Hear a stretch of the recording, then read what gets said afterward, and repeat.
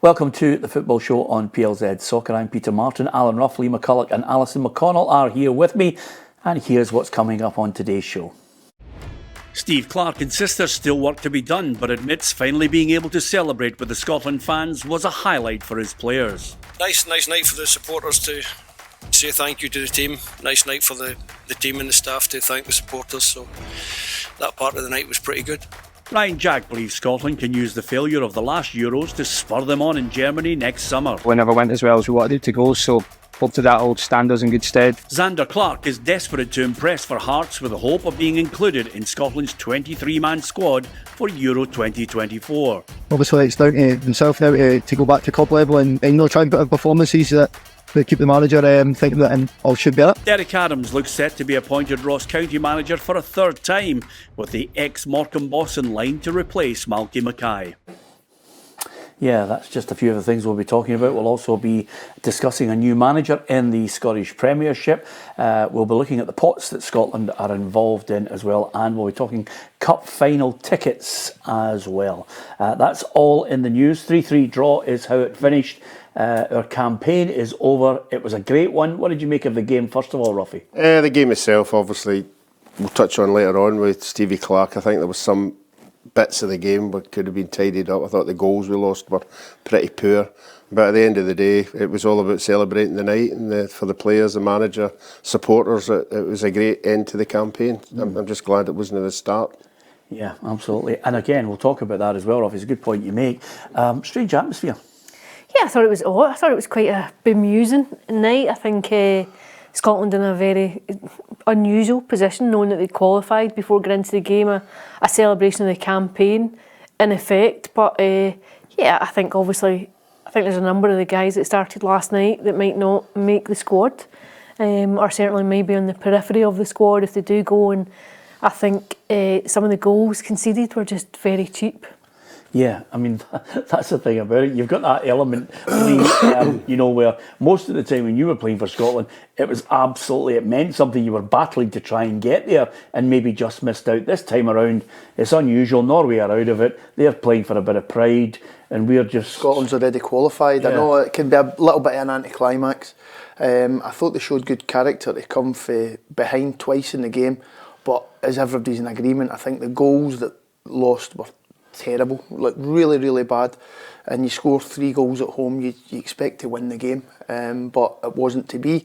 I think there'll be players there now coming back off the back of that will be playing to get a place in the squad. Yeah, and how...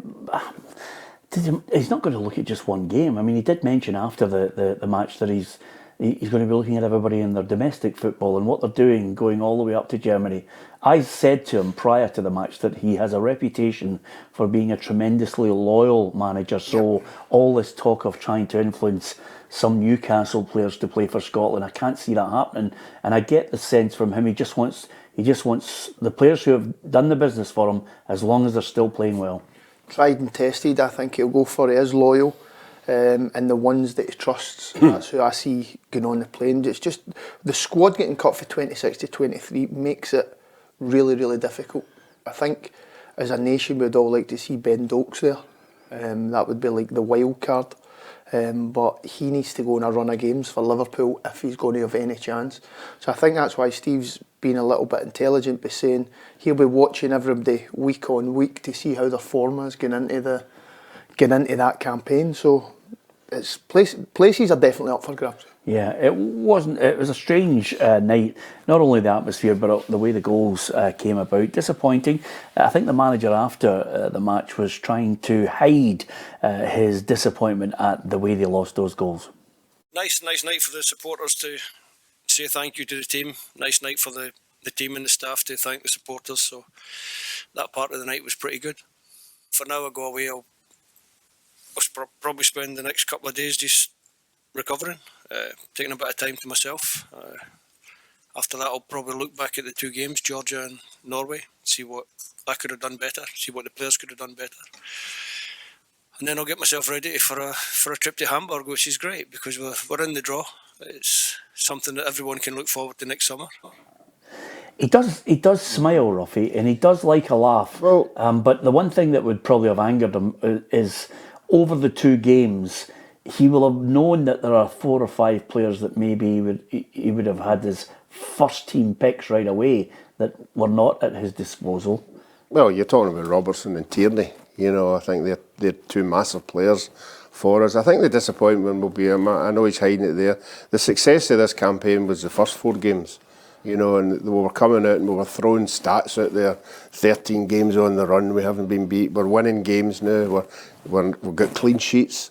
That's not the case in the last 6 games. If we wanted to really pick the bones in it, you could pick a lot of bones. You know, that the latter of the games, yeah, we've qualified. We've only won 1 game in 6, and that was against Cyprus. You know. Yeah, but do you want to tell you something, Ruffy? I hate to pick bones in what you're saying. I know at times we can be a tremendously negative country, you know, especially it's labelled at the people in the media. But I look at it and I say to myself, no, we've waited that long. You know, this guy's got to be celebrated. We've got to be giving him plaudits. I don't care that they get cuffed 3 times with 3 of the biggest countries. That's a huge learning curve for me. I'd rather see them do that than we have to go and watch and sit in the stands with a Tartan Army bored out of their skull playing against a team that, you know, can frustrate you to get everybody behind the ball. To make, and we're not on a good run now. We've not got a start to back we had earlier on. Who cares about stats? But we've got 4 games. He's going to play 4 games. If he lines up another 4 right good countries and we don't win any of them, that's not the kind of thing you want to be getting into a championship. So I hope when he arranges games that are games at home that we're going to win games. You played Brazil in the Maracanã before you went to Argentina. Yeah, I know that, but I mean... I just maybe I'm just expecting more. I thought the first 4 games that we played were fantastic. I loved being supporting a team that had been beat for 13 games. Yeah. You know, I know we shouldn't be dissecting it the way we are, but it's there, and you could see he's upset. I mean, we've lost I think 14 goals in the last 5 games. That'll be hurting him. That's not the way he likes his teams to play. Am I being overly enthusiastic, and which is rather unusual for me? But the reason why I'm heaping praise on this guy is because when it comes to the bit, he's got 2 difficult jobs here. As the manager, as you just mentioned, he's going to have to cut it to 23. So he's going to have to be ruthless towards some foot soldiers who've really put themselves out for him. That's painful for a manager, but that's what he's paid to do. That's what he said. See, the second that'll part be of the it hardest is... part. Well, that's the hardest part. The second part is, we all know he's going to play a 3-5-2. Yep. I don't think it matters the formation. I don't think it matters the results that much, although you want to be winning games, confidence is going to be higher, but when you look at the opposition that we've faced in the last 6 games, England were absolutely blew us away, I thought. Yeah. And that's the level we're aspiring to get to. The last campaign, the last Euros, the experience the boys have got for that, so it's try to set us up and prepare us the best way possible to go and try and make an impact in this Euros coming up. I think your psychology's all wrong, Alison. I think we should adopt more of a German approach to these things. You know, you can't have setbacks. As long as you're there, nobody remembers the defeats. Nobody remembers some of the boring nights. Did you get there? Yes. What are you going to do when you get there? I think there's an element of that. I think I would agree with you to a point. However, what I would say is I think recent games have shone a light on the deficiencies that exist that you probably want to address before next summer. There's not really a great deal of fun to be had in sitting on the back of a 5-0 defeat and showing up just to get battered in the games that you're playing. If you're going, you want to have a look at what was working for you at the start of the campaign, what hasn't been working of late. You've got a couple of months now to address it. He'll know what his top 11 is. He'll know his strongest starting 11 without question. He'll just be hoping that you've got key players back, properly fit. Tierney and Andy Robertson, I think, if anything showed last night, it's just how much you rely on them down that left-hand side. Be desperate for them to come back in. Hickey to come back in. And if he has everyone fit and available, his starting 11 is fairly strong. But I think you have seen there's not a great deal of depth there. When you take a couple of people out, there's looked as though there's been a very soft centre. That's the same for Celtic and Rangers and domestic. Yeah. You know, you've got your top 11, the bench is poor, the bench is not great. You get into European football, Rangers or Celtic, their bench is not great. We know he's got an 11. He said it last night in his after-match interview in Viaplay, where he basically said, I had the core, the spine of the team was 5 or 6 players who I built the whole team around. They're definitely playing, the rest of the supporting cast. That's his words. I know, but if you look on last night, to change the formation because the players dictated that with the players they had available. So the formation was dictated to that. We all know he'd rather play 3 at the back, and Tierney and Robertson in the team, and Hickey and the players we mentioned. But that's football. Sometimes you get suspensions, sometimes you get injuries, but sometimes you're only as strong as the ones you have on the bench. And last night, I don't think it shows us as if we're really got strength and depth. A little bit like the old firm as you're talking about. I don't think there's strength and depth. I think he's got an 11 in his mind now. I think he knows he's 11. He knows them, and he's thinking to himself, well, these guys have tried, they're weak. I mean, Norway last night, Ruffy, they just came down the right-hand side non-stop. That was the weak place. No, but I'm not sitting here knocking them. I'm just telling you what I'm seeing over the last 2 games. I think it's fantastic. We're there. It's brilliant for everybody. But his biggest problem is a striker. We don't have a striker. Do you know how many strikers have scored goals in the last 13 games? Yeah, but how many? How many? One. I don't know why I'm coming across as his lawyer, Ruffy. I'm trying to be positive on the fact that for the last 4 or 5 weeks, when we've been, in fact, never mind 4 or 5 weeks, since this campaign started, all of us have been in agreement. He doesn't have a striker. When he started as the manager, he didn't have a full back or a centre half. A play or a formation Exactly. or a togetherness. I think he deserves enormous. So do I. I was sitting next to him and I said to him, what are you going to do? You've got 8 midfielders, no strikers, and your 2 centre halves need to be addressed. And he looked at me and he went, that's the job. That's what I have to do. And then months on, suddenly you started to see players emerge. You suddenly, from out of nowhere, Porte started to come into the thinking. Jack Henry, people are looking, think, where did he come from? You've got Robertson and Tierney as your absolute go-tos. And then all of a sudden, who else came into the fray? Patterson and Hickey. Yeah. They came into it. And then next minute, oh, by the way, you've got Shea Adams up there with Lyndon Dykes. And that looked to be the set formation. The midfield, my God, you could pick any permutation out of them. McTominay 7 and 7, unbelievable. Ruffy, you've got a point. You have got a point. It's clear that we would like a striker that scores goals with pace. Yeah. But so would most teams in the world. We've no got one. Exactly. No, my point is this. So we need to make. My point is this. I understand where he's coming from, but I'm sorry. I'm looking at it pragmatically like the manager. What's your remit? Get us to the European Championships. Did you do it? Yes. What kind of squad have you got? We've analysed it. Well done. You've transformed this country twice. Twice. You've transformed this country into a team and a country of believers. All they want, this Tartan army, is go out there, harry them, press them, give us your all, come off the park sweating. If we get done by a better team, we're done by a better team. I would agree with you. I think that there are traditional elements there of a Scottish performance that you've listed.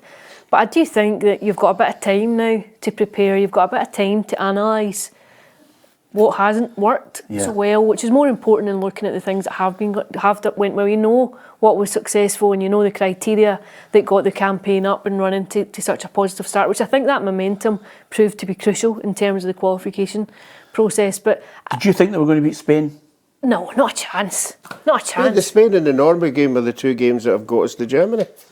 They're the 2 wins. Yeah, and turn the 2 games. Defeat, and the campaign but turn the games a wee bit in their head, and they've been tighter. Well, who wants to turn the game?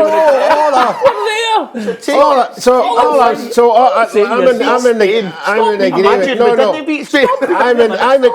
I'm going to be 100% agree with you. We've got a good team. We're not got turned over that many times with the better sides. Let's just go. It's like Celtic in the Champions League. Let's just go and enjoy it. Let's just go and see what happens and enjoy yourself when you're there. Players and I don't think that'll be there. I think the attitude will be, let's go and see, can you become the first team to make it out the group stages? That's his attitude, yeah. That's him. Yeah. And another thing about it, which is a real painful thing, which you alluded to earlier there, who's going? Zander Clark wants to try and keep playing well domestically, and the manager might look at him as part of the squad. Yeah, listen, obviously it'd be a massive achievement, a proud moment, obviously, as it is every time that you see your name in that selection process. So obviously it's down to himself now to go back to club level and try and put in performances that keep the manager thinking that and all should be it. Is he going? I'd be letting Craig Gordon's tyres down every day he's going to training. I've been making sure he's not playing anywhere. Craig Gordon's the thing for him. I think so That's too. the only thing he's got to worry about. I think so too. As soon as he loses his place in the first team at Hearts, he's not going to Germany. So Gunn, Gordon and If Kelly? Gordon's back in, yeah. Is it Gunn, Gordon and Kelly? No, I'm not too sure about Kelly. I don't know. I think I prefer Zander Clark than Kelly. Yeah. I think Zander Clark's got more of a presence about him in the goals Well, than he Kelly can't, has. he can't take two of them. No, I know. So it's a dilemma for him. Yeah. It's a big dilemma. Craig Gordon is the one that's going to shuffle the pack. Well, if Craig Gordon is in, then Zander Clark's not going, you've just said. And you'd rather have him instead of Kelly. So it's Gunn, Gordon,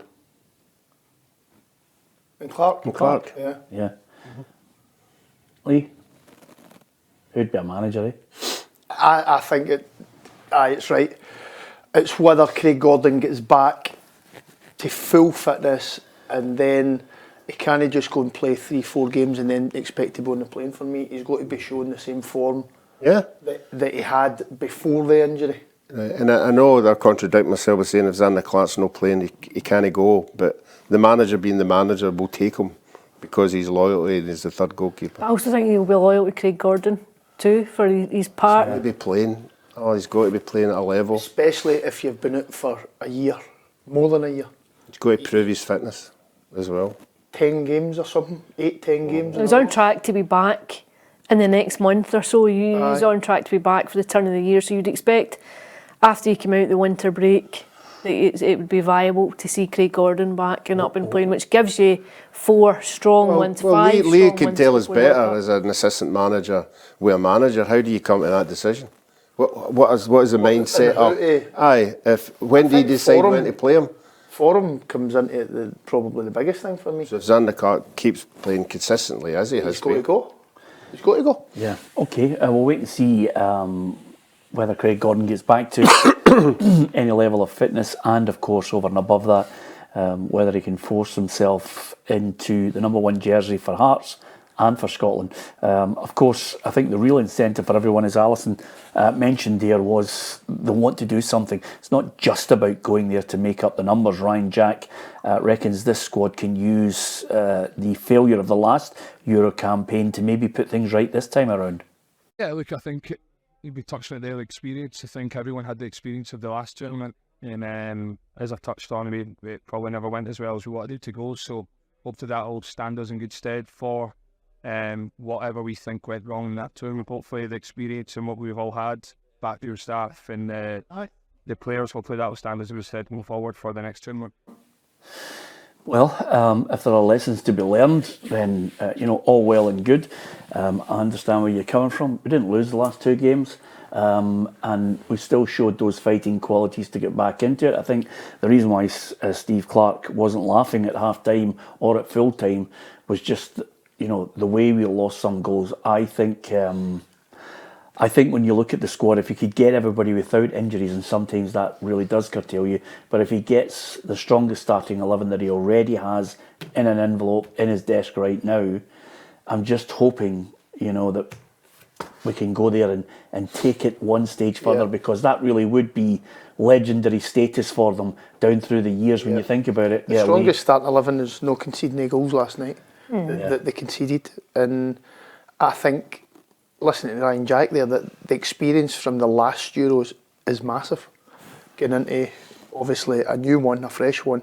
And I think the spin will be, let's be the first team that progresses. And 2nd December is going to be massive for obviously to find out what teams we're going to be playing. But I think right for the teams come out, that will be the goal of let's be that first team to do that. Let's have a look at the group, Ruffy, because I think, just to remind you that we're actually going. He's been nowhere. Oh, I know, absolutely. We're 6 points, 6 points ahead of Norway. Yep. And I think quite a few people looked at that group and thought, Scotland's not going to make it.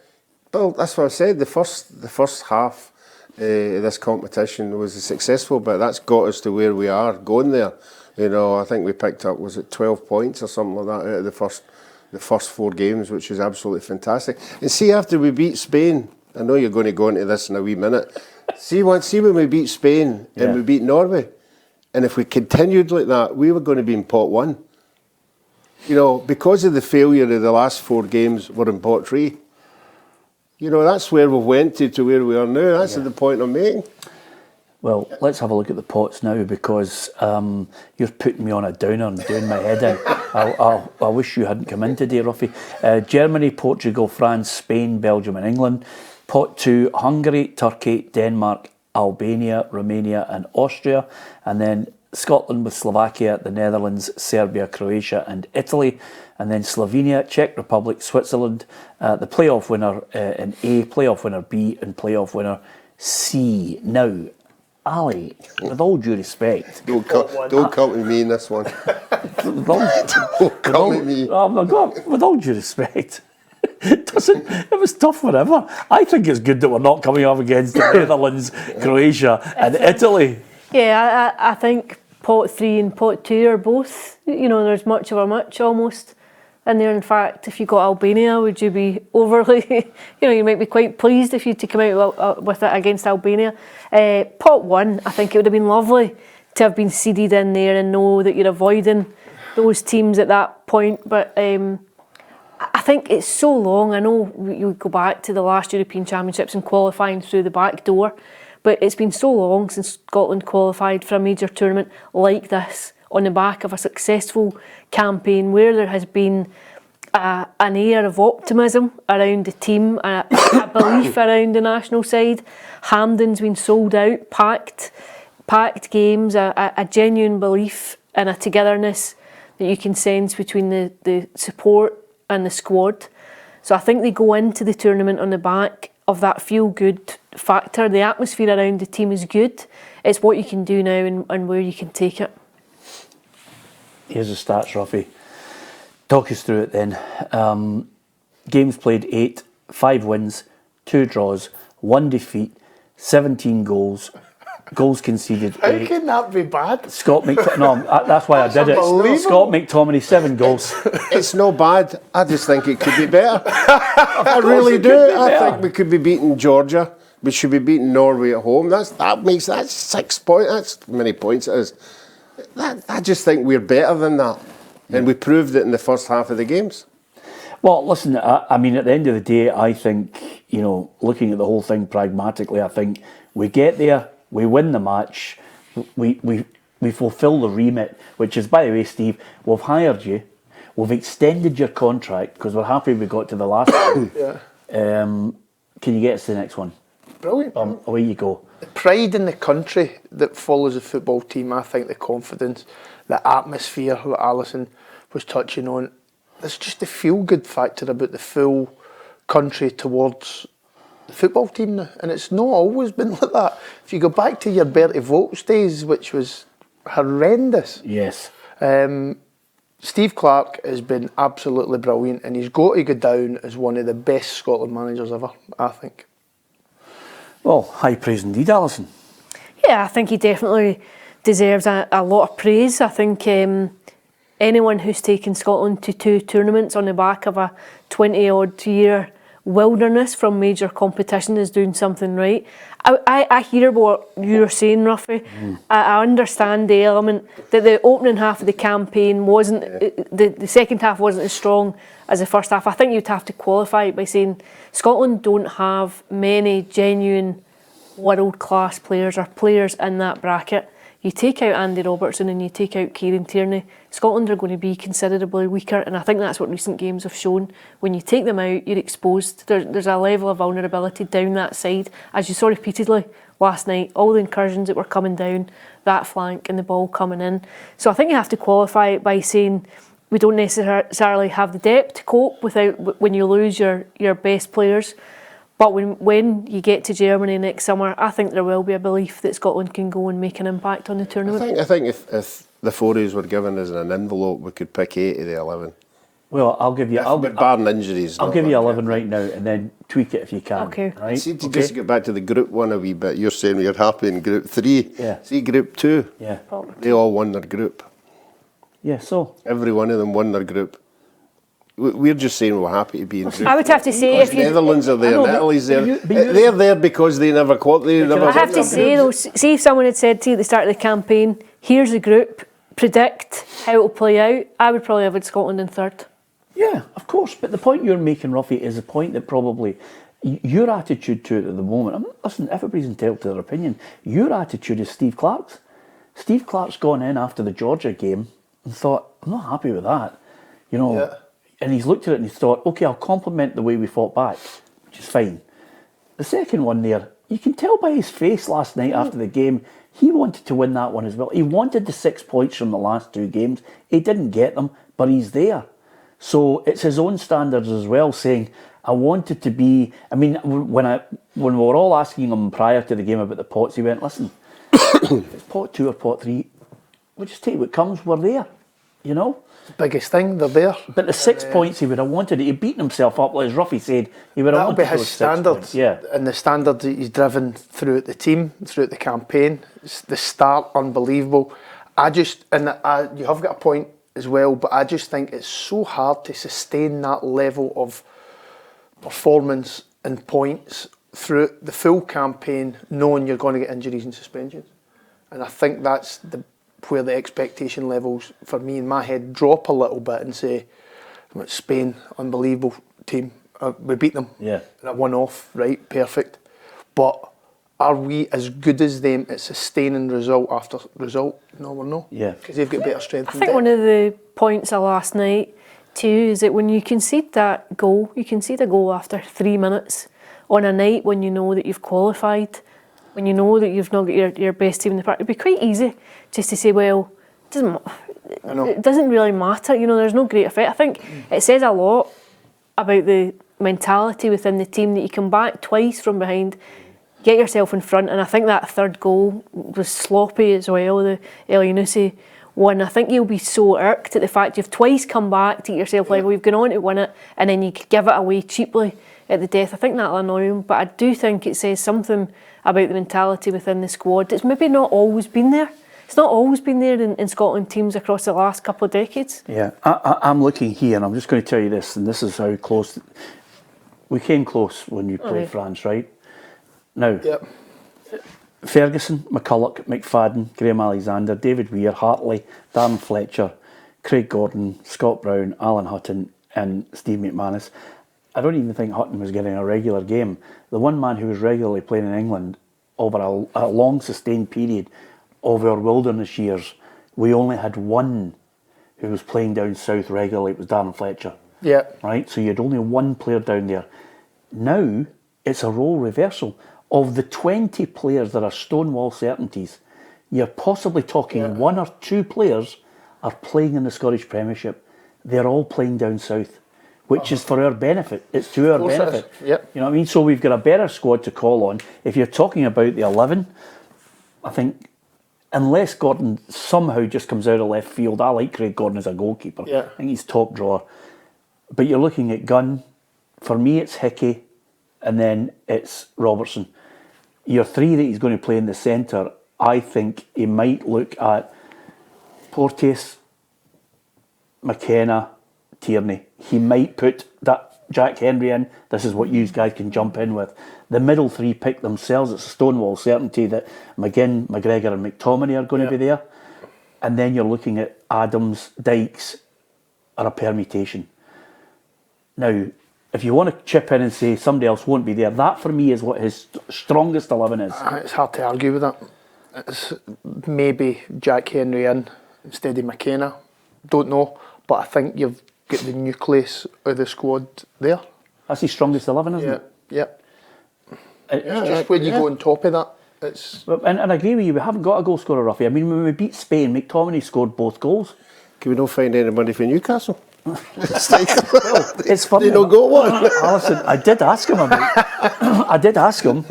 and I said to him, you know, how difficult a job for you is it going to be when you're picking the squad? You've got to drop to 23.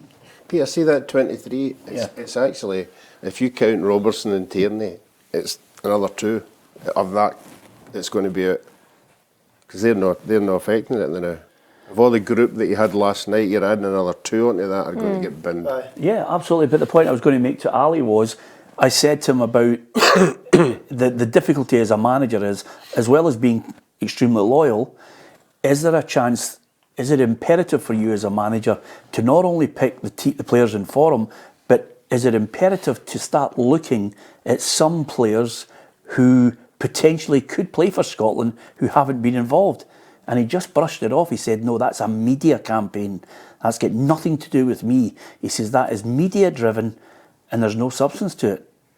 I'd be surprised at that. Well, I'm only telling you, listen, we all know managers paint pictures of something that's not necessarily the case, but I'm just giving you what he said to me.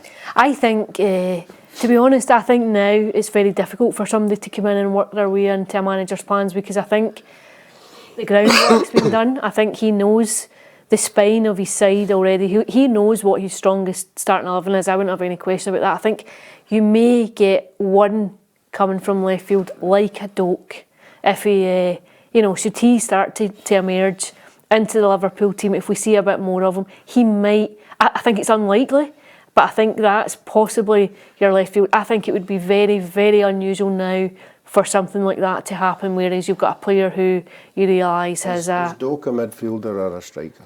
He plays off. He plays off it. Well, who's playing in this position and now he's going to take over for? Well, I see Doak as a Ryan Christie style. Yes, that's how I would think. Doak starts playing for Liverpool, he's got to be on that plane. But Lee, you and I 4 weeks ago said we'd love him in. I can't see him coming in. I cannot see. But there's a long time before the end of the that. season. I'd love to see him in. If he goes a run of 10, 15 games, which I'm not saying it's impossible, it's hard, but if he goes and does that, say Liverpool get an injury and he gets chucked in, does well, goes in, he's got to go. Yeah. He comes in as not equally the same category as Billy Gilmore. We were all sitting here 6 months ago saying that Billy Gilmore gets first team games. He's a stick-on in our team. He's got to be playing in that Scotland team. He's not in the team. No, but he's definitely going. Well, he's definitely going, but he's no forced himself to be that good that we all think he was going to be. He was going to be in the team permanently. I think there's not enough time for Doak. I tend to agree with you. I think unless something major happens like that he's thrust into this Liverpool team, I think what you'll see is a gradual emergence of Doak as the campaign goes on, but not enough to make him a genuine contender for a place. I think his time will come. I think that boy, he's young enough, he's 17. I mean, he's 18, just turned 18, I think. And he's not, and no disrespect to the boy, he's not at the forefront of everybody's mind at the moment. He's not a Wayne Rooney. He's not everybody clamouring in a nation going, you've got to pick this boy, he's a genius. I just think Steve Clarke's going to leave it a McLean or an Armstrong. I know what you mean. The guys that have come in and done him. The tried and tested that he's stuck with and have been loyal to. And the other thing about the likes of McLean and Armstrong is that they've got a bit of tournament experience too from the last campaign. I don't know where he gets a goal scorer, Ruffy, in answer to your question. No. And we just have to get on with it and say, my attitude to it is, Ruffy, when you turn around and say we haven't got a goal scorer, my attitude is you can only deal with the hand that you've been dealt, and let's praise the manager. He deserves all the praise. As Lee touched on, if we don't have a striker, we know Dykes is going to go in and sell his boot about, he's going to upset defences, and if that means that forward midfield players are going to get forward and score goals, if it's McGinn, if it's McTominay, fair enough, I'm quite happy with that, as long as they're scoring goals. I don't care if the striker's not scoring. I have to tell you, the boy Jacob Brown ran about, he didn't look as if he was a threat at all. But the one thing about Che Adams and Dykes, if you looked at their GPS, those boys come off and they've run themselves into the ground. That's all the Scotland. I think a lot of the Tartan Army are looking and saying, thank you, Steve Clarke, you've got us there. And all the guys that are playing, thank you, because we watch you sometimes. Okay, maybe the last 2 games are a little bit off it, and maybe some of the supporting cast weren't good enough. But a lot of them are watching Scotland playing going, these guys are coming off knackered because they've given everything. It's a work ethic, and I think that's one of the most underplayed things in football for successful teams is how hard they work. The strikers there that you mentioned, their pace and power, but their work ethic to defend for the front, that's the first point of defence. obviously, if our possession is when you're a striker, if you're working hard, it sets a tone for everybody else behind you. So, but I think that's been all throughout the team, probably last 2 games apart. Yeah. See, when I quoted the 2007, the reason why I quoted the 2007 squad is because I thought there was a wee bit of flair in Faddy. He was the talisman. Big bit of flair, let's say. Yeah, absolutely. That's only because he's not megging you at the 6 sides. But, well, he's not megging me to start with before he gets to you. I'm not megging him in the dressing room. Exactly. And by the way, Ruffy, I can tell you right now, Lee will tell you, he's well capable of doing that, isn't he? Yes. He'd do your head in. But I look at the midfield. Now, I loved Hartley as a player. Barry was absolutely top drawer. And Darren Fletcher and Scott Brown. There's a midfield 4 that you know is going to give everything. And I look at our midfield 3 and the way they play, and you think to yourself, McGinn, strong as an ox, runs himself into the ground. For me, the best midfielder in Scotland, Callum McGregor. Yep. He's like a well-oiled machine. He just keeps the whole thing going. And then you've got McTominay. They're just to get a good chemistry together, aren't they? And that's such an important part of the pitch, especially for international football. And they 3 players have been amazing this campaign. Yeah. And it just shows you if 1 or 2 of them's not playing, how much they're missed. Lee, they link up the play. They make it easy for centre-halves because they're always available. Well, they link up the play, they break the play up, they keep the ball and they score goals. they're top drawer. That's the sort of most important and probably the strongest part of our team is the middle of the pitch. Yeah. I'm really looking forward to the fact that we can all look forward to December the 2nd, Hamburg. Steve Clarke will be there. He'll have a wry smile on his face. And then in the after... Are you not going to the draw? Has that not been decided yet? I think we're covering it. Yeah. We're just waiting. We're just working out. We're working out what size the beds are. The bed. And whether we're going to be back in time for the Christmas party. Oh, aye. Which is more important than Scotland in the draw. I mean, that's the great thing about it. Everybody's looking, thinking, who are we going to get? I don't want England. Yeah, I think there's always an excitement going into a draw ahead of a major competition, whether it's Champions League or whether it's World Cup, European Championships. There's an element of anticipation there. Ali, look at that group again. If I can get the group back up, I just want to ask you one thing. That's the group, the qualifying. Sorry, the pots. Have a look. I mean, I don't even think there's a great one to take, but I certainly wouldn't. I don't want England. I don't know that we'd fancy Spain again either, having just had Spain. I think in England, the group. I agree. I think England's the one that you really, really want to avoid. Yeah. They've got to be And saying that, though, who would you take out of pot 1? I'd take Portugal and Germany. We'd pump them, Ruffy. Hello, Ruffy, you there? No. I think the first game of any big tournament is a bit cagey. Doesn't matter who you're playing, you know. But certainly, Germany's probably the team. I don't know why we're saying Germany, because they always turn up, don't they? Always rotten, and then they turn up with this team, and you say, where'd you get them from? But the next one, as I said, they've all won their group, so they all must have done something right, because they've bumped all these good teams into the third pot. I just think happy to be there. Happy to be there. The players will be happy. The ones that won't go will be disappointed. Do you think this could be the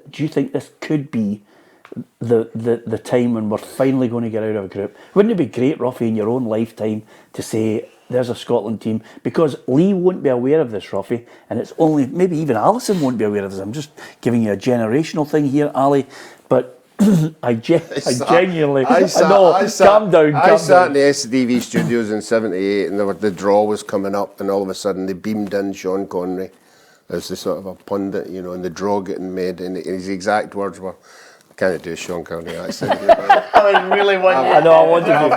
Have Peru and Iran got teams? Well, we know now. I'm not. I think you just go there and you get what you get. Do you know what, Ruffy? A lot of people will not realise this, but there are 3 World Cups that we qualified for with top draw squads, and we thought we were going to get out of the groups. And I'm not being in any way, I'm not discrediting yourself, but I thought when I was younger that the 74 squad was the best squad that's ever been assembled for Scotland. Well, And everybody then- remembers, was it Billy Bremner at the back post? Billy Bremner Against would Brazil. almost be Brazil. But then I'm almost certain, Ruffy, I don't know if you agree with me, I thought the 82 side was a great one. The 78 was just a shambles, you know, because you had so many great players, and I don't know what happened with it, but It was goal difference in 82, wasn't it? yeah, I mean, it was just, to be fair, I don't want to go back. Actually, the fourth goal against Brazil. The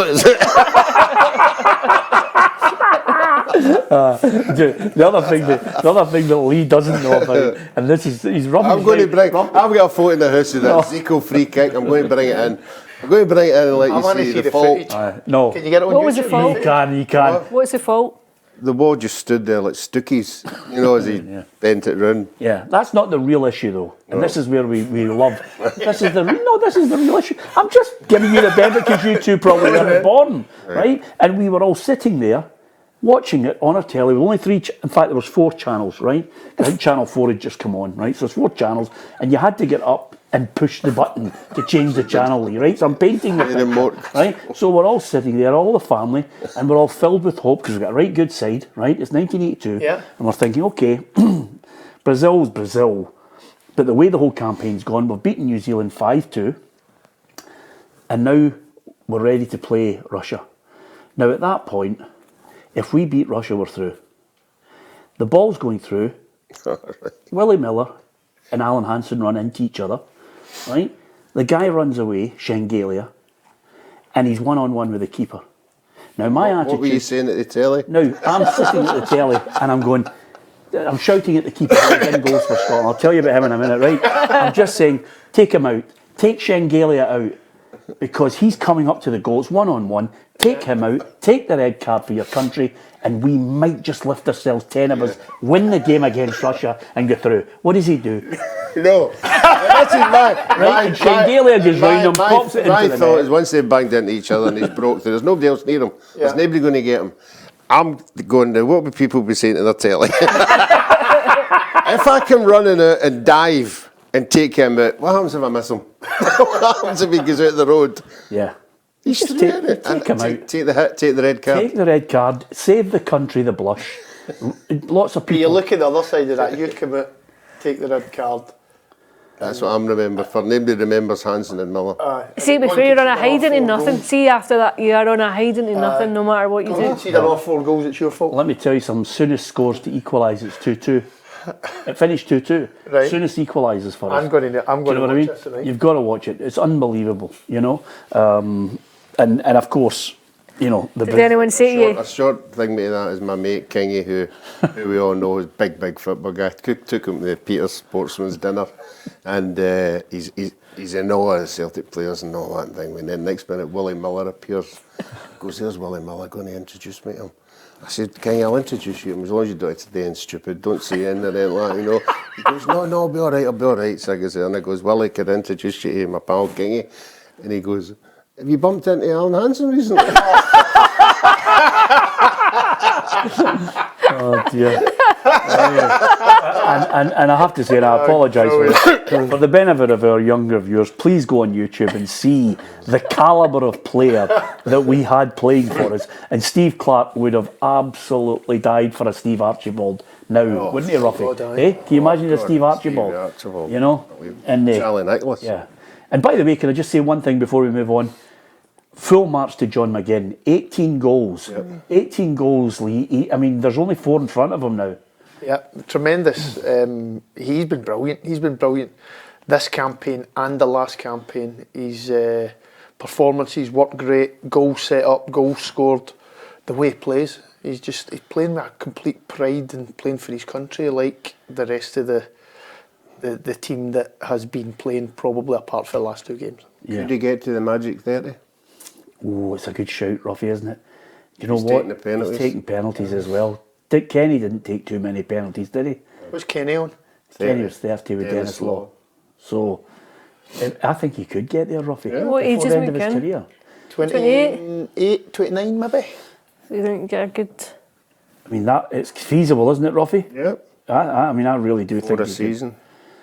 I think he could do it. Especially if he's taking penalties. You, Ali? I think it's plausible. given his rate that he's scored so many now. Oh, he's got It's another. the highest ever he's got scoring another at midfielder least for Scotland now. Is he? He's got another 3 campaigns in him, World Cup and Euros. Yeah. Well, listen, I certainly hope he makes it. Okay, Ruffy, let's go to domestic issues. Just before we move on, don't forget you can hit the subscribe button. Give us your thoughts on all things Scotland there. Most of us are in an optimistic mood. What about you? What are you thinking about for the draw? What are you thinking about for the squad? Who gets in? Who's left at home? How painful is that going to be for Steve Clarke? What's your thoughts in Scotland? Hit the subscribe button, join the football family, and if you download the app, you'll get all the breaking news at your fingertips. So, with that in mind, don't forget, coming up this week, we've got lots of really good programmes. The Women's Football Show. We've got Straight Talk. One of my old muckers is in there this week, Straight Talk, Ruffy. Chick Young. We just had a wee jaunt through his life. And did you mention his interview with Rod Stewart? Did you get there? No? There's all sorts in it, by the way. He's in really good form. He's one with Walter. It was brilliant. Yes, I do mention that. He gives me the inside track on that. But he was good friends with Walter, and Chick Young, well worthy of your consideration. And we'll also have the journos this week, as well as manager and player interviews ahead of the weekend's Scottish Premiership fixtures. So all to look forward to. Aberdeen have cancelled Rangers fans' cup final tickets. It was such a strange car crash that Aberdeen created for themselves. Yeah, it really was. I think it was very poorly handled, and I know Alan Burrows came out and apologised and gave a very lengthy explanation on Twitter, but I think the bottom line is that if you've ended up with sections of your own fans not getting access to tickets and tickets going to rival fans, I think it's a mess of a situation. It should never have been allowed to happen. I don't think you can ever have a repeat of a scenario like that. I think when you've got supporters who want access to tickets, you have to service your own support first and foremost. Yeah, it's a strange one. I mean, especially there are loyalty features involved. There are season ticket holders. You just make sure it's locked tight, don't you? Yeah, I think they were Aberdeen were a wee bit embarrassed by the stance they'd made. It not being 50-50 and then that happening. You know, I think they rectified it very quickly, which I think was a sensible thing to do. Yeah, although I don't know about you, Lee, but if I'm a Rangers fan, I'm not too sure about buying a ticket for the Aberdeen end, do you? No, that's just a bit madness. crazy. A bit crazy, but maybe they thought they weren't going to get a ticket, so they're as well trying to be there. But for Aberdeen's stance, it's just human error. Could you sit on your hands in a game like that if you were a supporter of the opposition? I wouldn't do it. No, it's a hard call, isn't it? Yes, very hard call, but maybe they thought they weren't going to get a ticket through their own club, so they tried to break the system. Yeah. But Aberdeen, human error, and quickly covered it up. Not to say that. I'm reading your mind. I just know, now you might know it was in Madrid. We were in Madrid and we were doing a bit of voice before the game, you know, and we had these Celtic porters outside, obviously in the museum and all that, and we're chatting away and saying struggling for tickets, you know. We've been told if we go into the Madrid end we're going to get arrested. And went, we'll catch us later. So we come back at night, we're waiting in the queue. There's a boy with a big sombrero and a Mexican. We're looking at him going, "Si, senor." You do anything to get you. I'm not sure I could get into the opposition end of the valley. That'd be a hard call, wouldn't it? And the only thing that was in my mind there, Robbie, was Billy Corney describing going into the wrong end. The guy goes, "Go get me a Bovril." Because they know. You can't do the punchline in here. No, you can't do it. We'll tell you later. By the way, good news for Aberdeen, 1.1 million net profit. So they've increased their turnover. Of course, everybody now is looking at ticket sales, sponsorship, and of course, with the broadcasting deal, you have to throw in player sales as well, Ali. Yeah, I think so. I think player recruitment and player trading has to be a fundamental to any successful team, especially in Scotland, where we know every club is struggling financially in terms of turning a profit and maximising revenue. I think if you can bring out a young player and sell them on, then it has a hugely impactful element on your finances, as you're seeing there with Aberdeen. And you think, Calvin Ramsey, who went down to Liverpool. Yeah, I know it's a given now, but it was a given when I was playing away back. At the end of the season, you'd all be sitting in the dressing room waiting to know who was going to get sold. Because they knew the club had to sell one of his to balance the books. It was just part and parcel. My only criticism, it's not a criticism, because I know clubs and I know scouts will be saying, "Oh, shut up, you don't know what you're talking about with this issue." I just want to see more Scottish players playing, and Fergie changed the landscape of Scottish football by saying, "Okay, I've got players up here that are really good. Get the scouts out and start nicking players from down in the west, and get them up here and say you're going to get a game."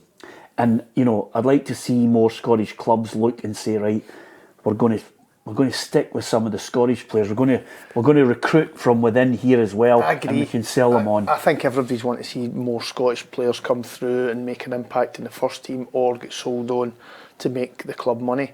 But if you think about it for the other side, that's what everybody wants. But when you think about it for the other side, managers' jobs so volatile. You're always 4 or 5 games away from being under severe pressure to losing your job. So if you look at, if you're put in that position, you need to win games. There's always a gamble with young players to go in and make mistakes. So that's the other side of it, saying, are you a manager that's going to say, do you know what, they'll make mistakes, I'll be under pressure, but I'll stick with them. Will the board stick with you then? Or do you just say, do you know what, there's a 28-year-old there that's already proven, get him in, the youth can wait. So it's two sides. It's a chicken and the egg, but my point on this, Lee, is I'd rather go down fighting at the moment, giving somebody a chance to get, for example, an Alex Lowry. Give him 50 to 100 games and let's see him develop. And let's see if he can suddenly turn himself. So why is he not getting that at Rangers? Why has another Scottish club had to take him and loan to develop him without developing their own? Well, here's my point. So he's stunting the growth of the young ones there. They're not proving the case by not picking him. They're proving the case by their failure last season. Because the foreign players that they brought in didn't do them any good. You've got 4 or 5 players that you could rhyme off at Rangers. There's 4 or 5 players rhymed off at Celtic who they brought in. I mean, I could just touch on the boy Tillio, who's come in from Australia. He wants to move away. He's not getting a kick. So that's how hard it is to make it. Well, David Turnbull, out of favour. Rangers and Celtic. Now in favour. But for all the other clubs, look at Motherwell, Lennon Miller. The manager, Lennon Miller's been great this season, but the manager's, he's made a few mistakes. The manager's sticking with him. I think to his credit. He's saying, did the board then look at the position of my job because I'm playing a young guy who's making mistakes, who's costing us points, so we're not winning every week like we were at the start. So there's just two sides. To be fair to Lennon Miller, they were winning when he was playing. Yes, I know. He's been brilliant. But that was just an example. It's not being xenophobic about the whole thing, Ali. It's just a situation where we've got lots and lots of good players, and we've got to credit the SFA for that whole grassroots thing where more and more players are going down south. I think their performance academy has worked. I think over the last decade, you've seen a decent number of players come out. I think the fact that you have players playing down south, playing in the most competitive leagues in Europe, players playing in Italy and doing particularly well, reflects well on what they learned and where they had to go. But then the converse of that is, when you look at Lewis Ferguson, Hickey, John McGinn, players that were linked with Celtic and Rangers, didn't want to pay the money, didn't think they were going to be good enough to go in and walk into the first team, who went and developed elsewhere. I think there is an argument to say you have to try and bring them in, and you're appreciative of the pressure. I think Celtic and Rangers would be a particular case in point. I think there's pressure for every club and every manager. Celtic and Rangers, you know the intensity and the noise it builds. If you go 2 or 3 games and it's not been particularly successful, you know exactly what's coming, so you can appreciate the pressure in managers. But I think you would like to see more players coming through and being given a chance. Yeah, absolutely. And I think, they deserve criticism. They deserve criticism, some of the clubs, because they've spent £4 and £5 million on players that have been taking huge amounts of money, and they haven't stepped up to the plate, and they haven't been value for money. And you've watched a Nisbet, you've watched a Shanklin, you've watched a McGinn, all those players, Lewis Ferguson, they've all gone, and they were there for £1 million and they didn't take the chance. Sometimes the foreigner can be more attractive. Absolutely. Ferguson should have had an O in the back of his name. Yeah. and somebody would have signed him. Ruffy's thinking Try to to work himself. that out. Fergusano. Derek Adams. I never saw that one coming, did you? No, I didn't. He's been doing well down in England, but this will be what if he gets back to Ross County, which I believe he will. Is it his third time? Yeah. Third time back. He's obviously got a good relationship with the chairman. He knows his football. He knows the league. He knows the club. It's just whether he can turn that around quickly and start getting them up higher up the table. Is he a Craig Levein appointment? No, I think Lee's touched on it. The manager knows his strengths, you know, and he's obviously been there when they were successful. I think they won a couple of cups when he was there. You know, I don't know why he left, whether it was his decision or Ross County's, but the owner certainly knows what he's getting when bringing him back. But I'm talking about, is he a Craig Levein appointment because I'm talking about the experience? Yeah, I think experience, and he knows the club. Yeah. He knows the club, he knows the landscape of the league. It was a surprise appointment for me. I think I wouldn't have seen it coming, to be honest with you, but he obviously has gone for the tried and tested in what he knows. Yeah, absolutely. I like Derek. He's been on the show more than a few times, by the way. I think he's got some thoroughly decent lad. We wish him well. Let's hope he does well at Ross County. Just before we go, guys, I have to say, I've said it before, Lee, but Everton have been handed a 10-point deduction over the financial fair play rules. I'm not too enamoured by this whole nonsense because I think Everton have been dealt a harsh blow here, and I've never wanted a club to avoid relegation more than them. Am I right saying they've never been relegated? Never. 10 points. I think, you know, with Sean Dyche there as well, I think he's probably got the safest job in England now because of that deduction. I think with the teams they've got run about them, I think they'll be all right. I don't think they will go down. You look at Forest, Sheffield United, Luton, and who's the other Burnley. one? Burnley. For me, it's Burnley, Sheffield and Luton. I think they'll get out of it. I think they'll get out of it as well. Tremendous manager. They've got some really good players. They just need to find a bit of form and a wee bit of belief, because that's a bit of a kick in them. Yeah. I know somebody joked about it, but if Everton have been picked on for their financial fair play, Man City might be playing in the Texaco Cup and the Diodora League shortly, Ali. Just a thought. With Chelsea. I mean, it's a nonsense, isn't it? I know. I think it has to be across the board.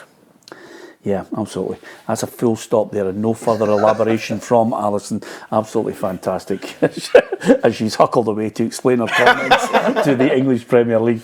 But I'm not having it. I really do hope Everton escape, Ruffy. There's a wee bit of sentimentality. I like the club. You know, when you look back at the great players that they've had down through the years. And it's the kind of thing that will bring the supporters together. You know, the good supporters will get right Sense of behind the injustice, club. isn't it? That's it, yep. Yeah. Been there. Yeah. Where was that, Ruffy? Not that far long ago. Absolutely. You always want to get back there. I hope Everton escape relegation. Anyway, don't forget, you can hit the subscribe button and join the football family. Thank you to so many of you for reacting to all our posts across social media, our breaking news stories, our interviews.